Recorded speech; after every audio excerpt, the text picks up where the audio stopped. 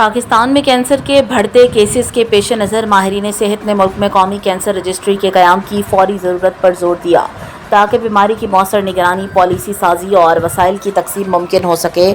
Dawn اخبار میں شائع ہونے والی ایک رپورٹ کے مطابق معروف طبی جریدے دی لینسٹ ریجنل ہیلتھ ساؤتھ ایشیا میں شائع شدہ ایک نئی تحقیق میں پاکستان میں متحدہ قومی کینسر رجسٹری کے فوری قیام کی ضرورت پر زور دیا گیا ہے تاکہ ملک میں کینسر کے پھیلاؤ کی نگرانی، پالیسی سازی اور وسائل کی مؤثر تقسیم ممکن بنائی جا سکے۔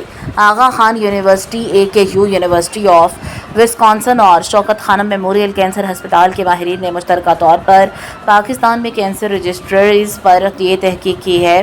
تحقیق کے مطابق پاکستان کو کینسر کے ایک شدید بوجھ کا سامنا ہے۔ 2022 میں اندازاً 1,85,748 نئے کیسز کینسر اور 1,18,631 اموات کینسر سے رپورٹ ہوئیں۔ تاہم قومی سطح پر ایک مربوط کینسر رجسٹری کی عدم موجودگی کے باعث کینسر سے متعلق ڈیٹا منتشر غیر مربوط اور نامکمل ہے، جو مؤثر صحت عامہ کی منصوبہ بندی میں رکاوٹ بنتا ہے۔ ڈاکٹرز نے کہا کہ کینسر رجسٹریز انتہائی اہمیت کی حامل ہیں۔ یہ آبادی کی سطح پر بیماری کے رجحانات اور علاج کی موثریت سے متعلق معلومات فراہم کرتی ہیں، جو صحت کے ذمہ دار اداروں کو پالیسی سازی اور وسائل کی درست تقسیم میں مدد دیتی ہیں۔